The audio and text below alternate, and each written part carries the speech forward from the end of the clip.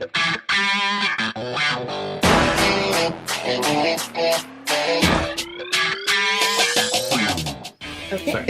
Hi, and welcome back to another episode of the Expressions podcast.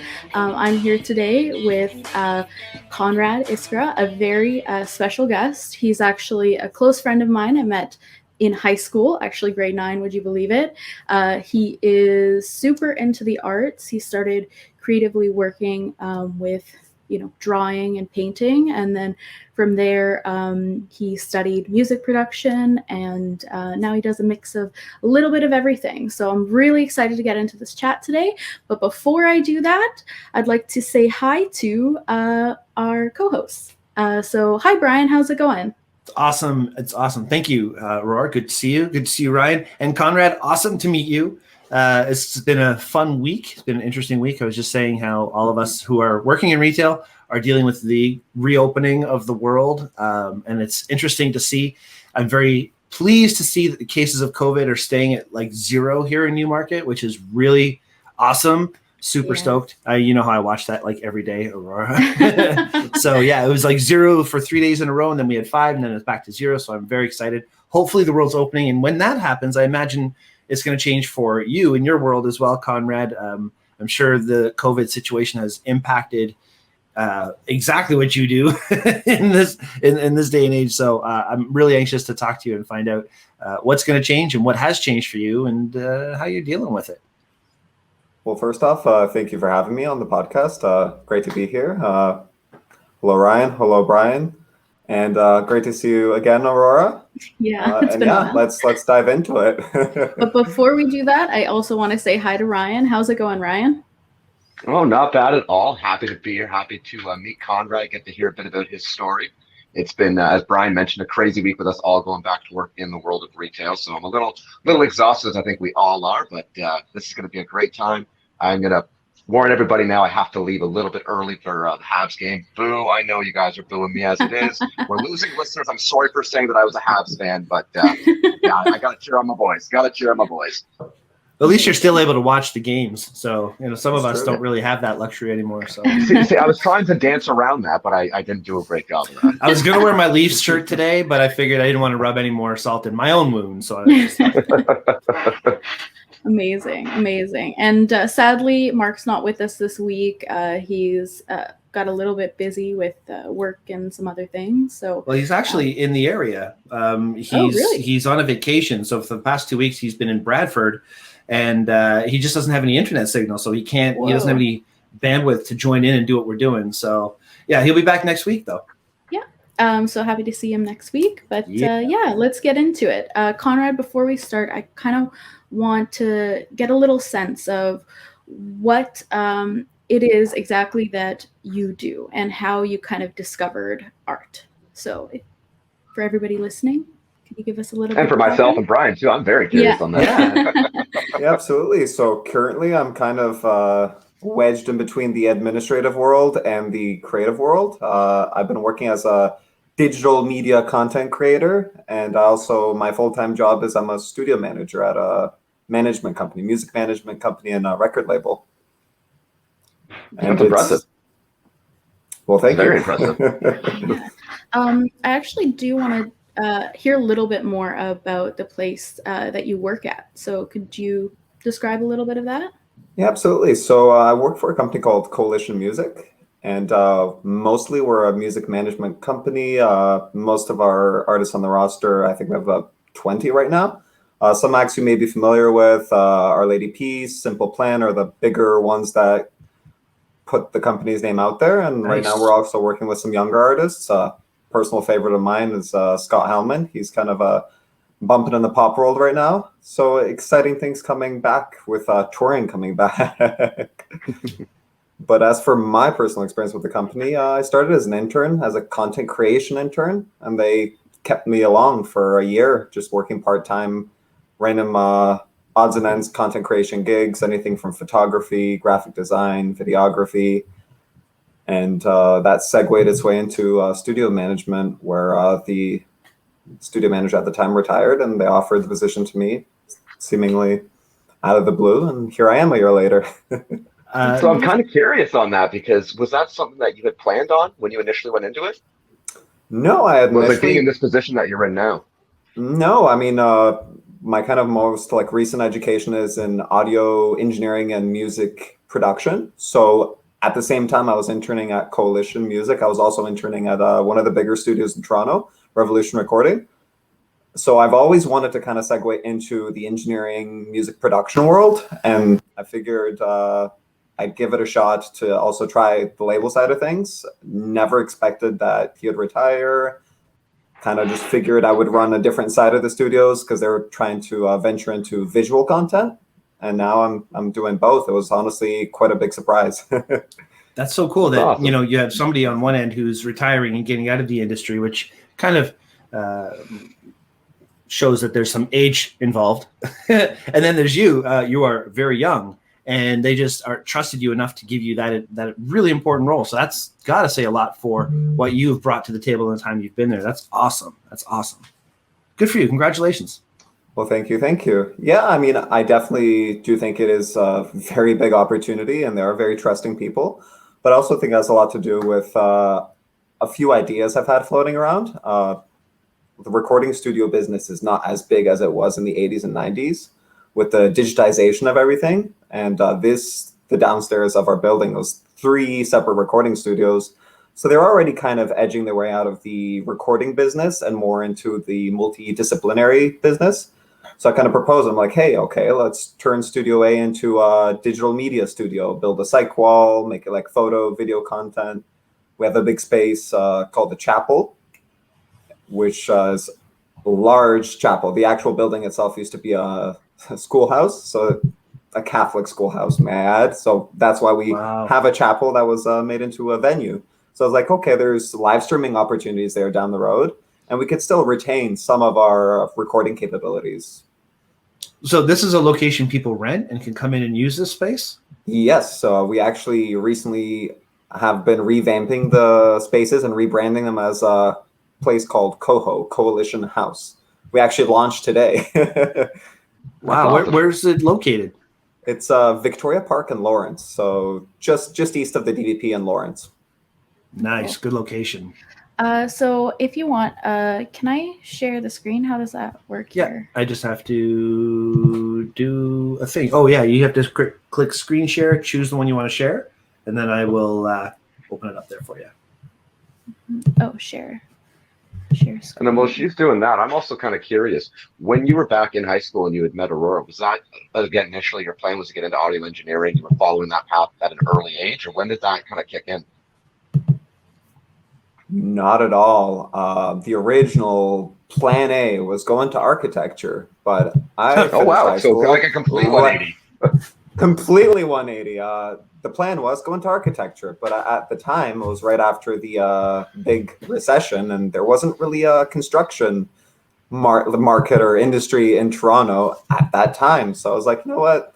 If I'm going to go into something that pragmatic that there's not a future in, surprise, surprise, here we are 12 years later. And that's completely flipped. But I might as well just pursue my passion. So I actually went to OCAD for fine arts, for painting and photography. It was actually much later in my life that I decided to also pursue this. OCAD's an amazing school, amazing program. How did it work out for you, though? It's a bit bittersweet. I mean, I'm very grateful for my time there. I spent 3 years there, pretty much did all my courses up to my thesis. But the painting I did was photorealist painting. And it's not something that's very keenly or fondly looked at in the fine arts community, at least. So a lot of my profs, I had stern opposition in what I wanted to do for my thesis, and I just dropped out of my thesis year. Well, good for you, though. I mean, you got to stick to your guns. Well, a big thing that we always talk about on the show, and my personal motto, I guess you could say, I shoot for me, is how important it is to stay true to yourself in your creative world. It's actually kind of the catalyst of our show in general, is people who can take their creative passions and turn it into their day-to-day lifestyles. And you don't really do that unless you stay true to yourself. So that's definitely something that you have to stick to, right? And that's really where you're at right now. Definitely. And you got to make the commitment, and no matter what, like for the first 2 years, I honestly was for a loss of what I want to do. Well, year and a half of what I want to do, and then I found audio engineering, music production. Nice. Actually, tonight we're talking now, but what's airing on our episode is a gentleman named Dan Preston, who is also a stage manager, front of house manager, a tour manager for people like the Trues and Big Wreck and other bands. Wow. That conversation, I'm not going to say it's similar because you work in a different capacity with your talent. Do you actually work side by side? Do you manage the actual artists, like you're saying? Some of the Simple Plan and Scott Hellman. Have you met these guys, and do you get to interact with them? So I do occasionally get to interact with them, mostly in a content creation capacity, not so much in my role as a studio manager, but in terms of the actual artist management side, that would be the actual owners of the company. That's apart from what I do. Gotcha. I actually met Scott Hellman, was photographing for the Vaughan Film Festival, and he was their key musical guest. What a talent. Like, what an amazing talent. He just got up there and just killed it. You would think there'd be all kinds of production in the recording that makes him sound so good, but he gets up there and just naturally does a very good job. I love listening to it. And he always, what I personally really like about like at least my experience with him is super charismatic and gives his all on stage in terms of the stage presence. So true. And he's a Canadian guy too, which is awesome. Yeah. I believe local. so, right? He's actually in Toronto. Yeah. That's right. That's why the VFF would have him. He's great talent. Yeah, I got the chance to meet him that day as well. It was that's cool. Right. You were at that. Yeah. I was like one of the Henry's guests that day, and he was just like getting ready to leave. And I just happened to be in like the atrium area where he was leaving, and he was really cool. Like, I just said, hi, great performance. You did an awesome job. I'll check out your stuff. And he was just so nice and like super charismatic. The performance was great. So I was pretty happy with that. Yeah, I live in a hole in the ground, so I don't know who he is. You know his song. You know at least one of his songs. I guarantee it. Yeah. So actually, we've got a screen share up right now, correct? Yep. So earlier I did some flipping through, just in case anybody who's listening just to the audio, I did some flipping through in the video for a YouTube video of the Coho Creative Space, showing the different spaces. But now I'm actually showcasing a little bit of Konrad's work here. So this first one here, Konrad, can you explain to us a little bit about it? Also describe it a bit. So the concept was just to start a series merging photorealism and pop art. And in this particular one, it was kind of just a comment on, I guess, beauty standards in the fashion industry. Very neat. And yeah, you get... At first I was wondering, because I was looking at I'm like, I feel like I recognize some of the imagery. Obviously, is that the Dolce & Gabbana logo? Yes, it is. Am I right in that? Yeah, okay, I got one of them. I feel like I know the bottom one, but I don't know the bottom left. But it's bottom it's left. Target. And then... Sorry, Konrad, why don't you explain where you were coming from with this? Yeah. Because I know for people who are just listening to this, not actually watching on a YouTube, sometimes it's really hard to decipher if you're just listening. That's all. Fair enough. So this particular image here is a quadriptych, I guess you would call it. It's 4 separate panels, and each panel symbolizes different things. The eye is often seen as kind of like the window to the soul. And then I have in the bottom corner, you have the lip, and very different stylistic, I guess, choices. One is a photorealistic eye. One is more so a pop art merge between Roy Lichtenstein and Andy Warhol type lip drawing. And then the other 2 corners is just Target and Dolce & Gabbana. And not necessarily meaning to symbolize anything. It's more so just, I guess, a comment of how we brand ourselves and see ourselves as kind of reflections of brands, and brands become reflections of our own identity. But for the most part, this was just a technical exercise. I just wanted to push myself in terms of technique, especially when you look at the eye. So where do you find images like that eye and in the bottom left, the mouth? Is that something that you would? So Well, obviously the eye is. I'm not sure if that's a photo you've taken or if that's yeah, so these are all painted, okay. and the reference Oh images wow. I'd usually take myself. So that was loosely based on a reference of my own eye. And then the lips, I found a image from a newspaper magazine, and I altered it, kind of color mapped it, gridded it out, and painted it. And That's obviously wow. the That's some logos. ability. That's incredible. Yeah, his photorealistic painting is amazing. It always has been. The next one you'll see, I'm pretty sure you guys would all think this is a photo, just by looking at it. I thought the last one was a photo as well. So It's this one. Didn't you do in high school, Conrad? Or was it Yeah, after? so this one I actually did somewhere around my first year university, one of the summers off. I'm not sure if it was between grade 12 and first year university or between first year university, second year university. But I did a photo shoot with a friend of mine, also from high school. Yes. And it was also, once again, just for me personally, a vindication of what I could do technically and how far I could take my technique. But in terms of commentary, it was pretty much red tape over lips, commentary on how sometimes we can't really express our true feelings, and the stark contrast of the red being color and everything else being black and white. So this is a photograph or a drawing of a photograph? This is a painting. It is a mixed media painting. It's acrylic and oil. Amazing. I do not believe you, sir. I do not believe you. That is incredible. I'll get my buddy to pose in front of it. Send me a photo. Yeah. Nicely done. done. Shout out That to is Yacht. extremely well done.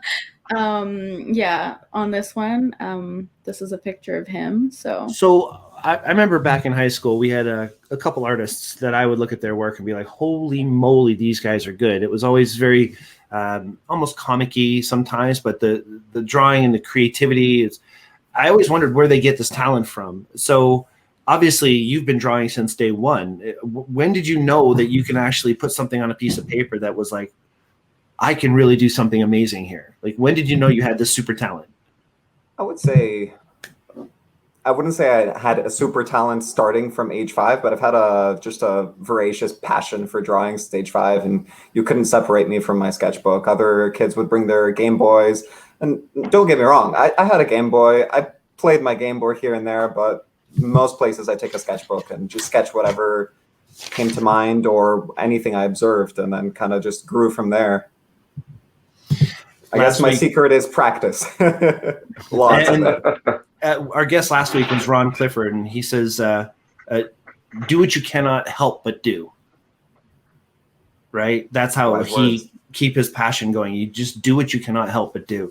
And this is exactly what you're doing. You couldn't help but do it from day one, but you've honed it and you've perfected it and worked at it and taken it to a level that I think is a super talent. So well done. But I'm starting to see also where the architecture side came into things. Because clearly, to be an architect, I would imagine you to have a certain level of drawing ability.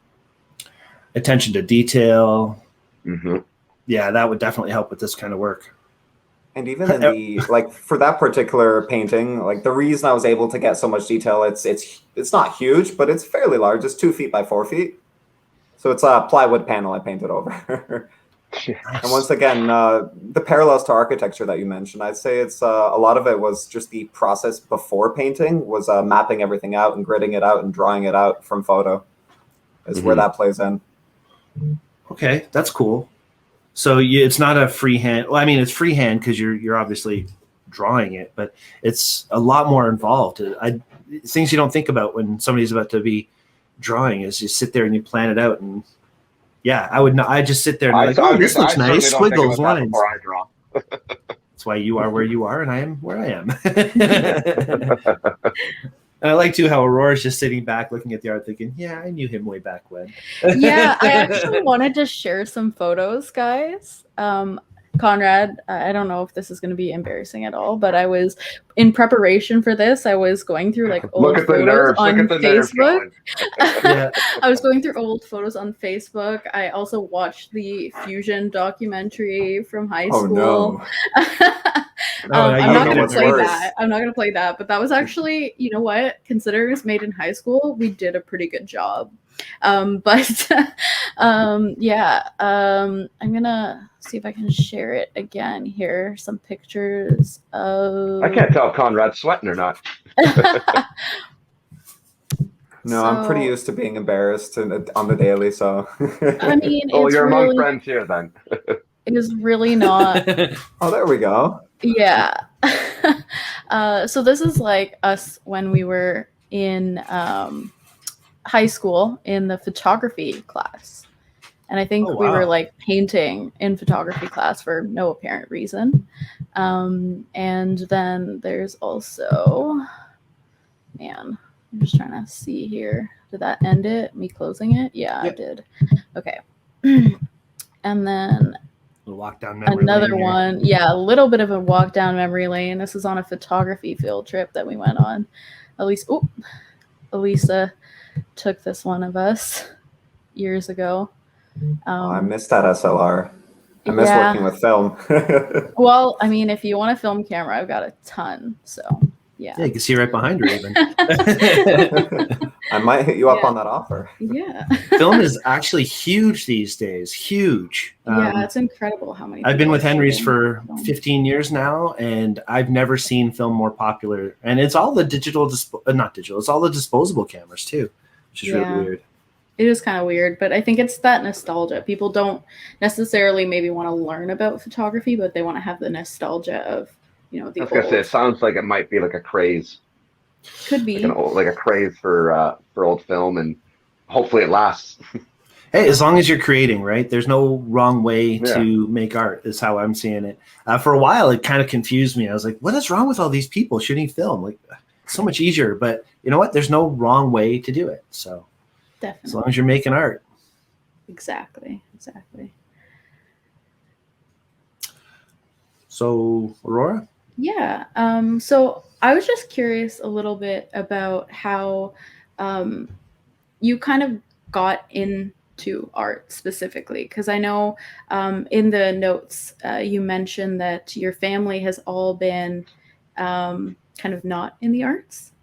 So can you describe a little bit about maybe your family and how that played into, I guess, you kind of discovering you wanted to do art as a career and how that kind of changed things? So I would say, well, first off, just a little background on my family. They're very much in the science STEM side of things. My dad is in aerospace. Oh, I wow. believe he always touts that as proud as accomplishment. He has a piece of him in space. He worked on the Canadarm. Neat. So I have Wow. big shoes to fill. I'd My be proud mom of was that too. in medical field, not doctor, but she was a nursing professor back where she's from Poland, and nurse here when she came over to Canada. So I've always been kind of groomed to be in the STEM field, but my parents have also always had a healthy appreciation for it. They're actually the ones who always introduced me and took me to museums, and that was all fine and dandy until I decided to pursue it. Do you feel that part of like your success now might be owed to a degree of pressure? Not that your parents made you feel that, but that you might have put on yourself, seeing that you had such a successful family? Absolutely. I think the first amount of pressure is just the pressure of being first generation to some extent. It's like I feel very blessed and lucky that if all hell breaks loose, if everything goes wrong, I can technically, not that I will, not that I want to, go crawling back on my knees to my parents and be like, hey, I have a place to go to. And I just had I've always had such a healthy respect for the fact that they kind of just were trailblazers. They came here, with the proverbial $5 in their pocket, worked whatever dead end, cleaning, kitchen prep jobs until they could find jobs in their field. And I think that's always kind of inspired me to make my own path, even though I already had somewhat of a path laid out for me. So Yeah. yes So and no. any pressure you might have put on yourself came from a motivation that you felt from your parents and an inspiration. Absolutely. Yeah. That's Well, cool. that's awesome. It's It's incredible to hear those stories because you don't hear that too often where you've got, both parents have come from like have immigrated and have had created such successful lives for themselves. So and you're only, I guess that's second generation in Canada, I guess that would be. So it's not like, I mean, my family's from Hungary and Europe and so on. And it would be very easy for me to fall back and say, oh, well, I didn't have these opportunities or that opportunity. But we're talking generations down when it gets to me. You're right there. So good for you for taking those opportunities for yourself for doing that. I was really interested. One of the questions we ask in our email that we send out to you is your career path different than your creative path? And I like your answer. It's yes and no. Maybe you can kind of elaborate on that a little bit. How would your career path be different than your creative path, or how are they the same? So yes, no, because first off, what I would ideally be doing right now is a hit making record producer. So that would be the dream. I'd be making number one hits, and that's kind of my creative path. What I really draw most enjoyment from is sitting in front of a digital audio workstation with my headphones on, mouse in hand or musical instrument in hand, and recording things, producing things, making tracks for people or for myself. However, that's not where I make the most of my income from. However, I do occasionally do it for professional artists, but I am within the same industry, and I kind of would say I'm blessed to be in this industry at my age, especially where I am at my age. And I kind of find everything ties together. Like, obviously, I never went into the company I'm working with right now thinking, oh, I'm going to be a record producer or a studio manager. I went in as a content creator. I was making posters, little announcement banners. It's like, oh, buy tickets here. Here's click this, little swipe up widgets and pieces of digital content. And yet it's slowly turning into, 3 a.m. music video shoots, or I actually had the opportunity to go on tour with one of our artists as a photographer. So there's little opportunities you'll always find if you get yourself kind of proverbially in the door in a particular industry. And you could slowly work your way up to getting to where you want to be. Key is making the most of the opportunities you get. Ryan and I are also both involved in the professional wrestling world. And one thing that you hear a lot of wrestlers say is you might only get a match for 2 minutes, or you might get a match for 20 minutes. But if you even have 1 minute, that's 1 minute you can make the most of your opportunity. And people like Chris Jericho, one of Ryan's favorite wrestlers, preaches that whole concept of, you just take that opportunity and make the most of it, and you don't know what can happen. So that's obviously you've embraced that whole concept as well.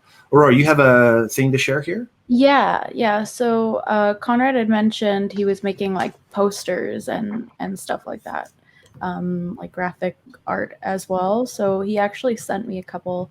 I believe this is one that you've done, Konrad, right? Mm-hmm. Tell us a little bit about this piece here. So actually, as far back as an intern, I was introduced to one of two people I really admired in high school. There's this band in Ontario called Ubiquitous Synergy Seeker, USS. They're pretty big on the alternative charts back in the day, and they recently actually put out their last album. And I got the opportunity to just make some cool graphics for one of the members, the producer's solo career. He goes by Human Kebab, and he makes mixtapes. For the longest time, he's been doing mixtapes with 102.1 The Edge, where he'd have a little radio segment and essentially DJ together and merge together all his favorite tracks. And this particular poster was for a Halloween episode called This Is Halloween. And so they give me a few brief bands and other artists that would be featured within the mixtape. We did a quick photo shoot, and then the rest was Photoshop magic. Nice. Very cool. How much of that did you learn from OCAD? Those kinds of skills? I would have to say 5% of what I learned in terms of this would be OCAD. Most of OCAD was theory, a lot of art history, which is useful, especially when you're trying to sound knowledgeable.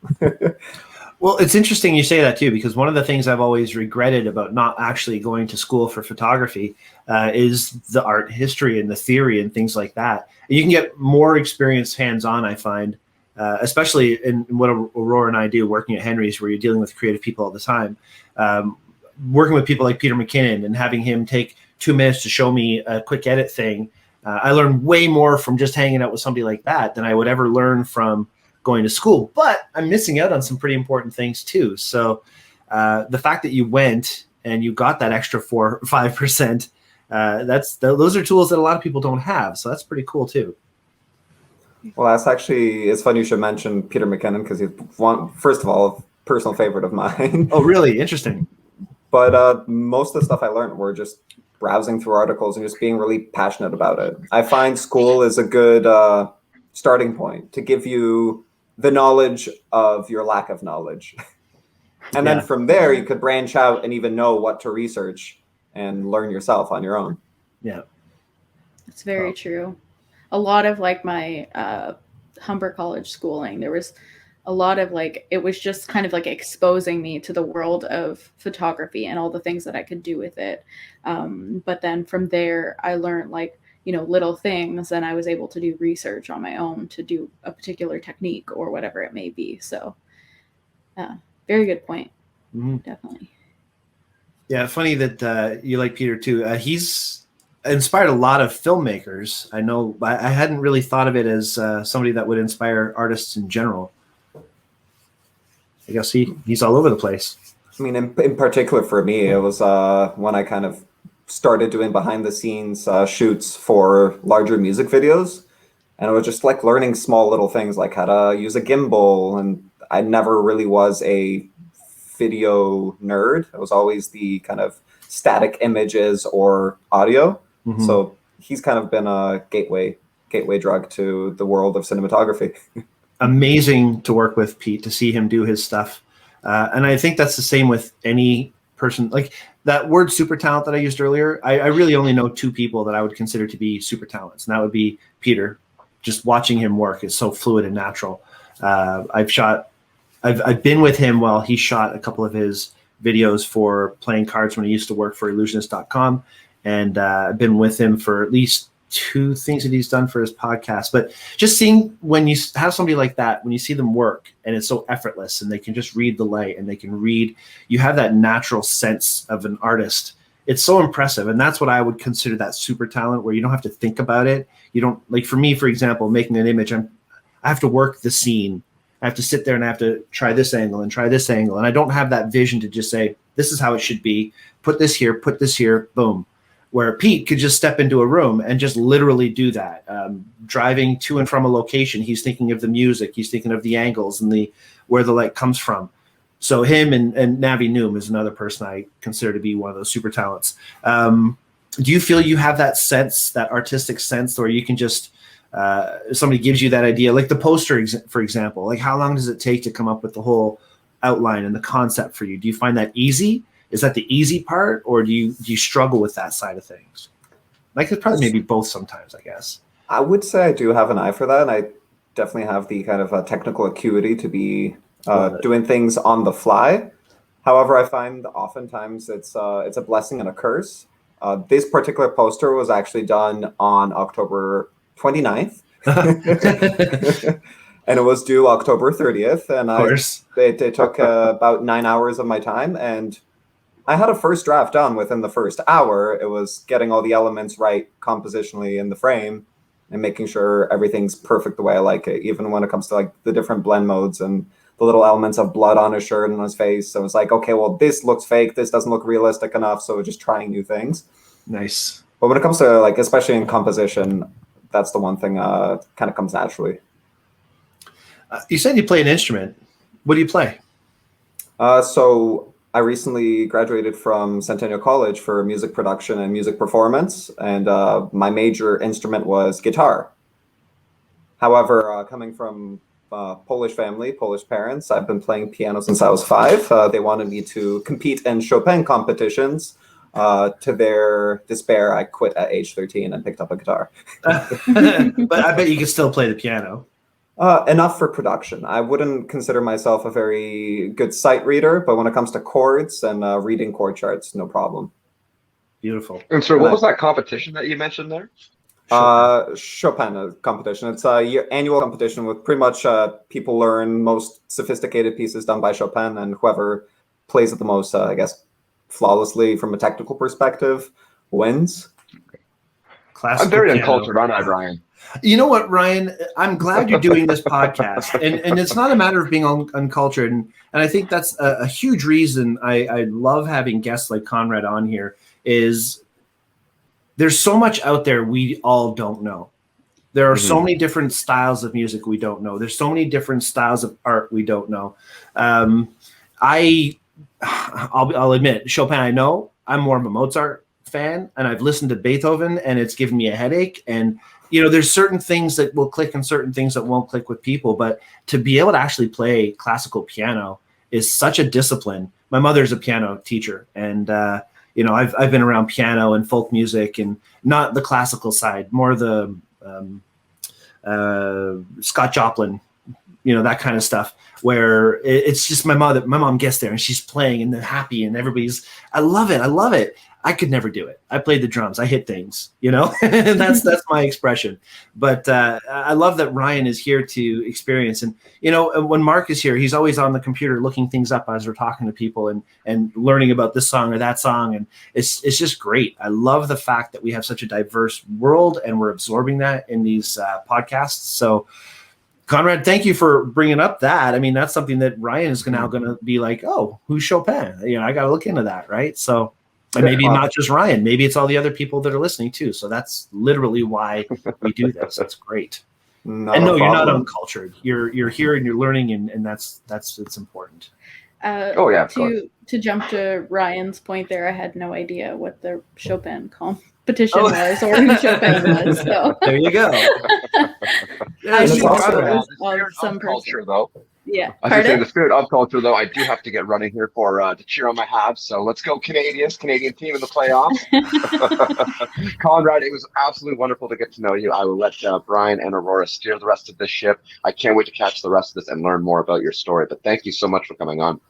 And sorry for having to leave so early, guys. No worries. Enjoy your game. See you, Ryan. See you, Ryan. I don't know if I can take myself out, to be honest, because I'm still hosting technically.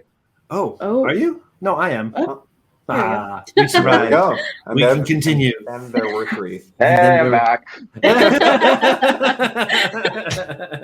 was amazing. Okay. Yeah. Go ahead, Ryan. Go ahead, Aurora.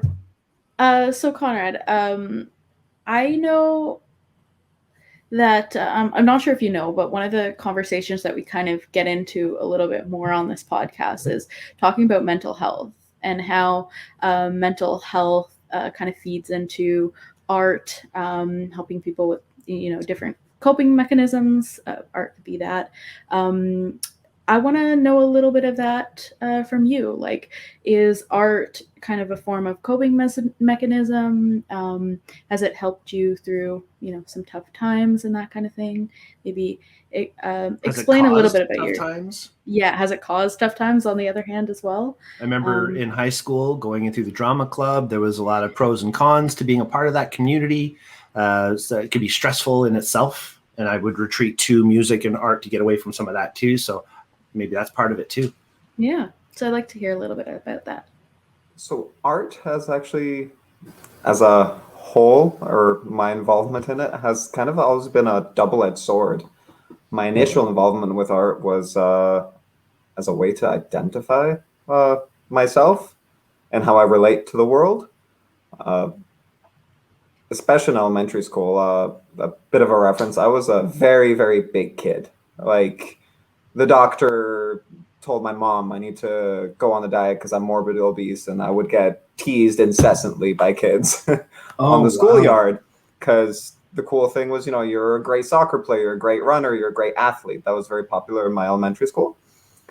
However, the first thing anyone really noticed about me in a positive light, that wasn't in a teasing way, was like, you're really good at drawing. Oh, that's really cool. You drew there. And that's where it really stemmed from initially, was using it as a mental health coping mechanism.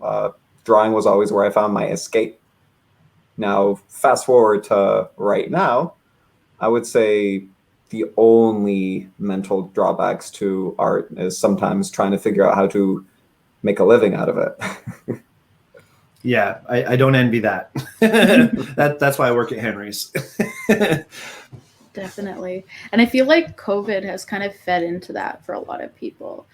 So, can you tell us a little bit about your experience with your work and other creative projects that you're doing during COVID and how that impacted it? Absolutely. Well, COVID definitely had a big impact. First off, on my company as a mostly touring business, all tours are canceled. So for the past, I'd say, year and a half, I've been the one consistent person coming into work day in, day out, and kind of trying to navigate the lockdowns, which studios are allowed to be open, canceled shoots, postponed shoots, obviously the gratuitous kind of measures you need to take when you have, let's say, a shoot of 20 people and it's, a 20-person limit and they have a 21st person, and, the kind of politics involved with good customer service, but also being safe and following guidelines.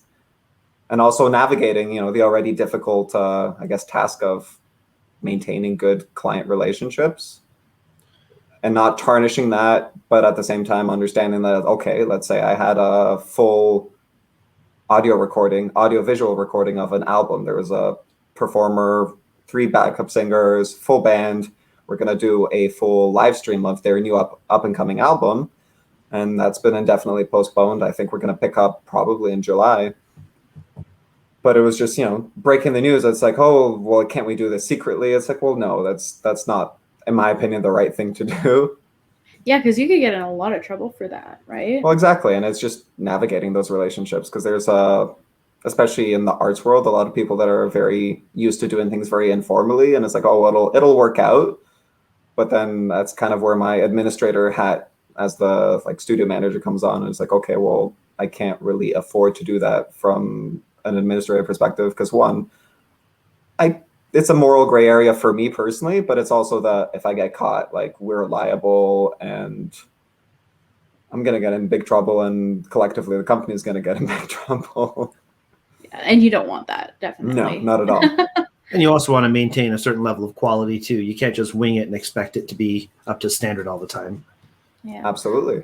But on the other side of things, I know that your company just launched a website and a social media page and a bunch of other stuff. So I guess COVID had kind of maybe gave them time to kind of work on this stuff, or was this one of the reasons why the rollout was, just today or a few days ago? It's definitely the original rollout plan was for April. And I was like, well, how can we announce that we're starting to work on some new spaces when those spaces are going to be allowed to be opened? But also, I think COVID was a catalyst and a trigger to push for these spaces. As I mentioned, the company I work for is mostly a touring business, and the studio side of things has to some extent been not an afterthought, but not the main moneymaker. Now with COVID, the push has now been, okay, let's really try to reassess what we're doing here in the studio world and try to figure out how we could rearrange things, rebrand things, build new things to make this work and make it a moneymaker. So, if God forbid something like this happens 10 years down the road, we're prepped for it. We're not scrambling. Yeah, stuck in the dark. Yeah. I hate to say it, but that's probably a reality of the world we're living in these days. Is you have to be prepared for things like this for sure. Definitely. Unfortunately.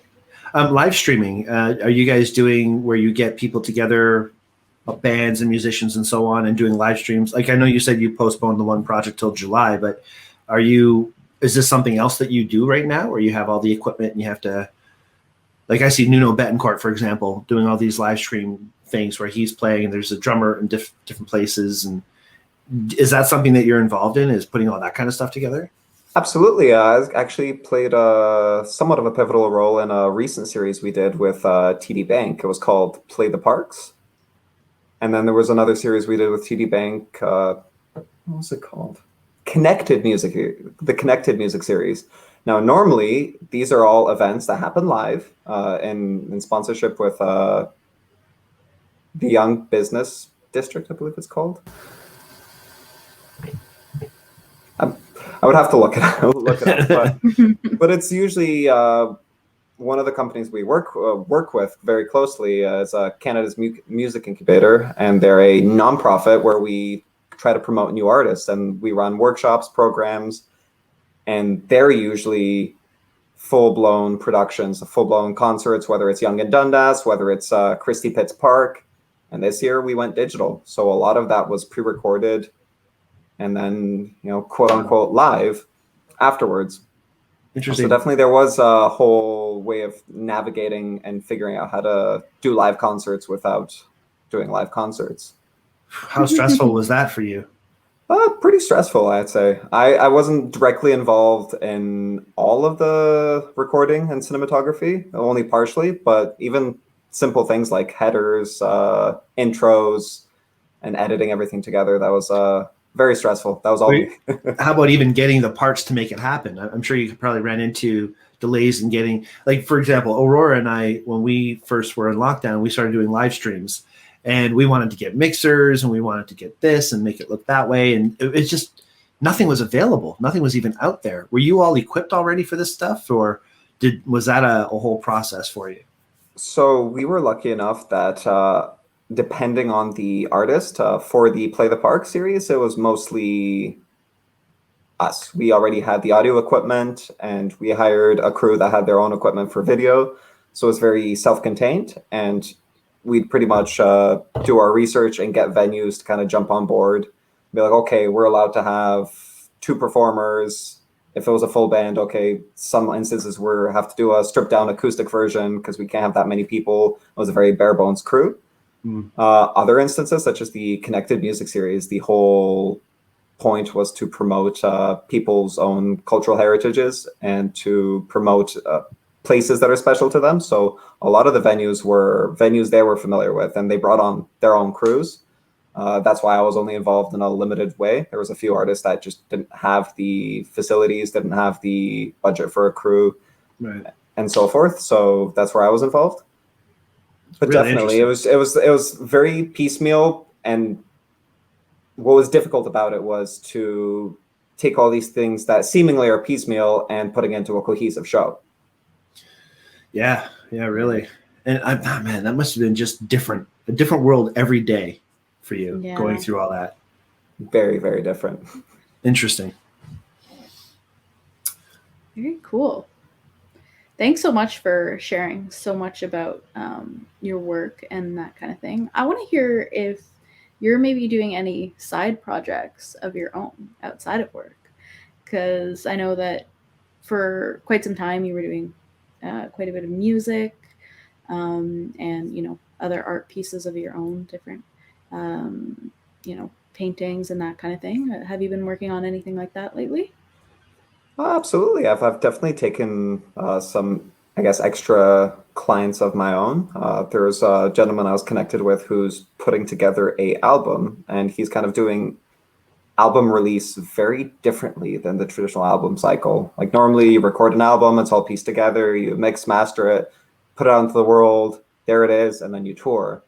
Now this gentleman has decided to release an album as singles and then still have it as a cohesive body. It's a conceptual album, but each release, that one release has been pre-recorded, and between releases he records a new song. Everything's pre-produced, everything's written, but it's just a very different distribution method. And where I come into this was I was supposed to actually do a music video for him back in December, and then our most strict lockdown hit. So that was completely kind of postponed. And then after it was postponed, it actually got canceled because he still wanted to release music and keep the days consistent. So we decided to do something very, very different. And we did an album intro and an album outro video. And I actually believe I did send you the album intro video. The very brief, conceptual, kind of a prelude to what to expect from the album. And the themes of the album were colors. So it's kind of a play on this very sterile world. But then when you lift a vinyl, or when you listen to music, music is kind of this portal, this gateway to this world of color. Okay, it's like this short, like 15-second clip here. I think it's 15 seconds. No, I believe I sent you a YouTube link. Oh, you sent me a YouTube link. Yes. Okay. Well, what we could do is we can splice that into this when we edit the video afterwards. So if Aurora, you just make sure I get that YouTube link, Yeah, okay. I'll post it in the group. I'll be able to rip that and put that in. That's awesome. Thank you so much. Cool. And as for projects of my own, I actually recently paid way too much money on an audio production setup. I got a new Apollo unit, got a new production keyboard. Spent once again spent way too much money on a new Mac computer, and finally excited to just do what I love and enjoy and start producing music for myself. Nice. That's exciting. That's really cool. Very exciting. That's an investment in your future, though. So yeah, it's a lot of money, but it'll pay off. Definitely. Fingers crossed. Yeah, exactly. Aurora, what do you think? Are we at that point where we should find out what that awesome challenge is? Yeah, I definitely think that's a great point to be at. But before we do you have any last questions for Konrad? I'm just very impressed. I can't say I have a lot of questions. You've answered the questions I've written down as we were going. I'm just very impressed that at your age you're able to achieve such a great role, such a career that you can really enjoy and be passionate about. You were very definite about what you enjoy and what you wanted to do, and that's impressive. Maybe your parents weren't super pushing you to get into music, but what they've done and what they have taught you is a way to be disciplined and a way to stick to things that you enjoy, and that's impressive. So congratulations for working and getting yourself into where you're at. I'm not going to give your parents credit for where you're at because you worked for that yourself, but I know the influence that parents could have, and they've obviously encouraged you to be a good student, and that got you to be an engineer. I mean, my brother's an engineer, and there's no way I can have that kind of dedication to stick to the things the way he has done. So that's where I'm bringing that experience from to give you the credit. So well done. Nice to meet you. Well, thank you. And I just wanted to, first off, thank you for having me on the show. And second off, kind of nod to a fellow drummer. You play the drums? I wouldn't say I play drums in a professional capacity. It's more of it's a fun venture that whenever I have a moment to just blow off steam, that's the drums are where it's done. Good for you.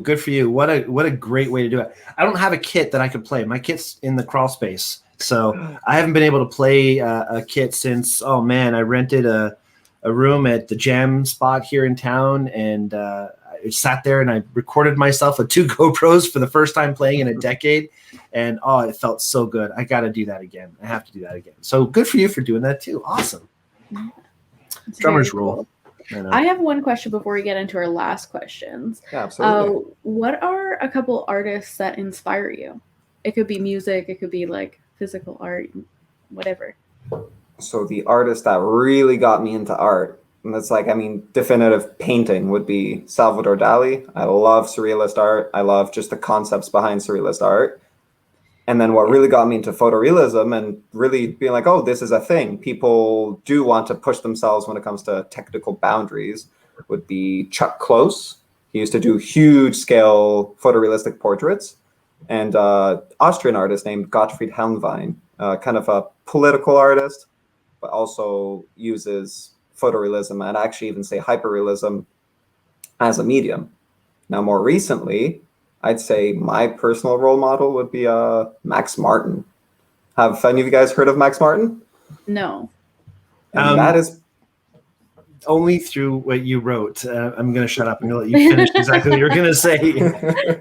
And that's precisely why he's a role model of mine. I mean, especially in the music world, and especially recently, this whole concept of a celebrity has almost overshadowed the concept of a musician, the concept of a producer, the concept of someone who's passionate about the craft. So true. So Max Martin is actually a Swedish-American record producer. He started with, not that I'm a big fan of them, but the Backstreet Boys, and he's had, I believe, 31 number 1 hits. He's number 2 after Paul McCartney, who has 33 number 1 hits. And I think it's great, and it's something admirable where you can gain so much success and be so dedicated to your craft, but then still keep it a secret. You know, Still it's be kind of able the to go to best. McDonald's. Exactly, it's the best of both worlds. It's awesome. Very cool. Very, very cool. In the spirit of that, we have two kind of like final questions at the end of every episode. What is your jam? What's a favorite song that you love listening to that kind of gets you going, either work or, just gets you excited about things in general? What's that song? What's that song? This is probably a bit of a Backstreet Boys. No. guilty pleasure of mine, especially considering my heart truly lies in the rock, emo, alternative world. So anything that's emo, alternative, rock, even classic rock is my jam. But my recent guilty pleasure jam is Dua Lipa, Don't Start Now.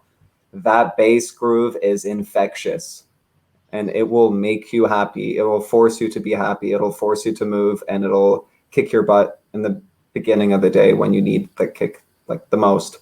It's coffee and that song. Nice. I believe Steph McCann said Dua Lipa as well. Yeah, I think that was one of the. She said BTS first. That's true. That's true. And then I think she said Dua Lipa later. Yeah. So, yeah. Second time I've heard that. I'm still like I think I was listening to the radio in the car and I saw it, but it never. I'm old, I guess you could say. I don't really keep up with a lot of the music. At work, we still listen to like a repeat of 80s rock music. So I love the what's your jam question because I'm learning a lot about different artists that way. It's great. I mean, that's honestly 70s, 80s, golden era for me. My jam would be Depeche Mode and Pink Floyd all the way. We do get along very well. That's awesome. Very cool. All right. And then the other one would be, what is your tool of the trade? What is something that you always need to help you be creative, either in music production or art, or maybe a little bit of both? What's that thing that you always need with you? I would say my computer. I am addicted. And it's not even to browse. It's not to scroll. I'll go away for a weekend in an RV and I'll still bring my computer without internet access, and I'll force myself to draw something with a Wacom tablet or to just try to create something. That's kind of a good pastime, even if I don't do it professionally. I can't get away from it. I can't get away from my computer. That's awesome. Very cool.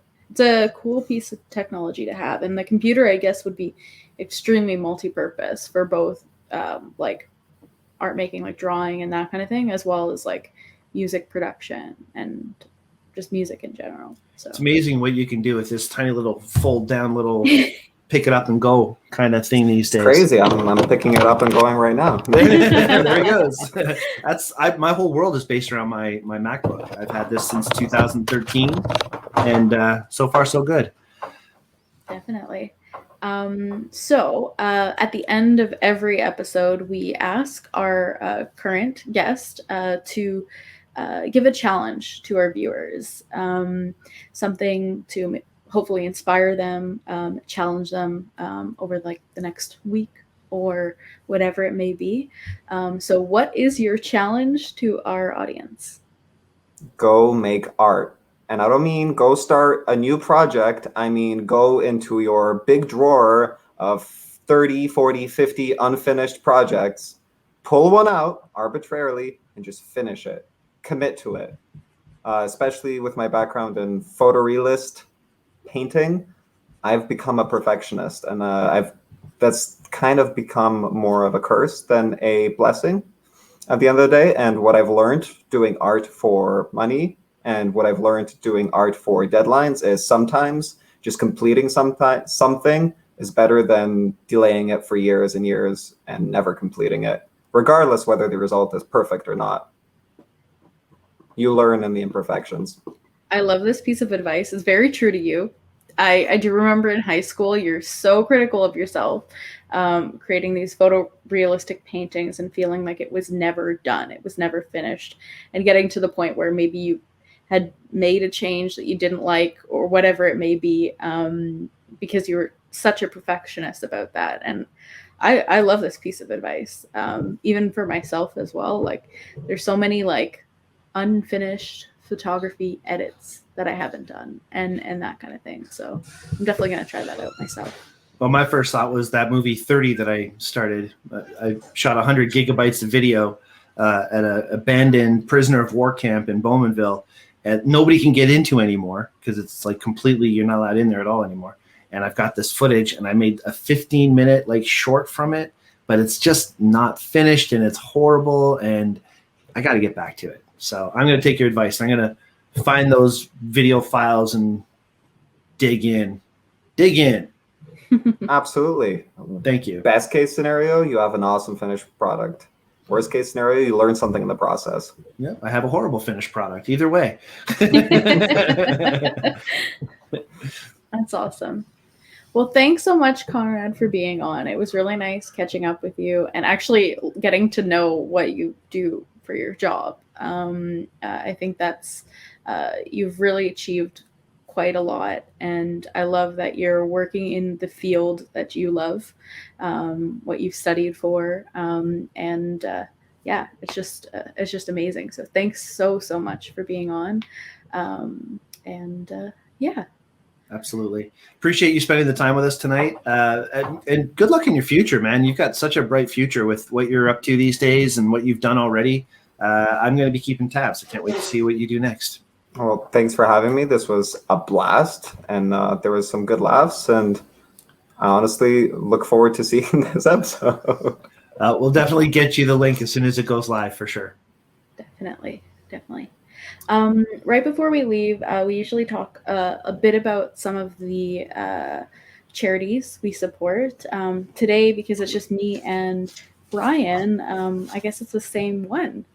So at Henry's, I'm very involved, and so is Brian. But I'm a part of two of the committees for the new Henry's Foundation. It's a charity for mental health. Essentially, it's fully not-for-profit. All the proceeds go directly to Kids Help Phone, Jack.org, CAMH, and other Canadian mental health institutions in Nova Scotia, Quebec, and Vancouver as well, which is really great. It's an awesome cause. A lot of people right now are struggling even more so than they were before. Like Kids Help Phone alone had seen a 300% increase in calls since the beginning of the pandemic. So it's a really great cause to support. Another way to support the Henry's Foundation is we have a social media campaign called the Uncaptured Moments campaign, which I think is a really unique idea. The whole idea behind it is sharing a photo or a video about what mental health means to them, but sharing it in a photo that maybe isn't showing their best self or whatever it may be. Because on Instagram, we're always showing the most polished, best day of my life, best day kind of picture. And the whole idea of this campaign is showcasing kind of the opposite of that. The reality of it.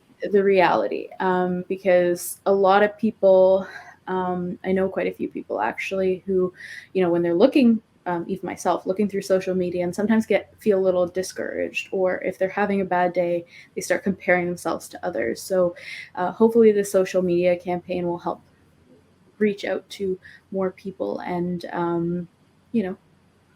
make them feel a little bit better, make them feel like they're not alone, that it's okay to not be okay. So one of the things I've appreciated the most about this Henry's Foundation in general is the conversations I've had with customers in the store. Yeah. Just hearing that I'm not alone in the stresses that I feel and being paranoid about customers coming in and giving COVID or the attitudes that we get and all the stressors that are coming from all these different angles. Hearing that I'm not the only person who's going through that means a lot. And having those conversations and getting rid of the stigma of mental health has been a passion project, I guess, for Aurora and myself. And shows like this definitely help, hopefully. Fingers crossed. Fingers crossed. Exactly. Anyway, thank you again for listening in or watching the video, and really hope you enjoyed. Thank you again, Konrad, for being on. I really, really appreciate it. I know you have a very busy work schedule. So, yeah, thanks. Thanks, and have a great day, great night. Thanks again, Konrad. Thanks, Roar. Good to see you. And take care, everybody. See y'all next week. See you next week. Ooh.